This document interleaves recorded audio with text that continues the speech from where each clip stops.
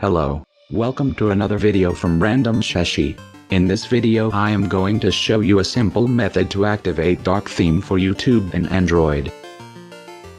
First you need to go to the links given in the description and download and install the two apps. Now open the YouTube Vanced app. And click on the profile icon on the top right corner, and select the option Settings. Now select Vanced Settings, and select Layout Settings. Now turn on Dark Theme, and Dark Watch.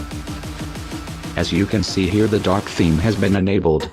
If you don't want to install any third-party apps, follow the advanced tutorial. The link to the video is in the description. And if you like this video, please give it a thumbs up, and don't forget to subscribe. Thank you for watching.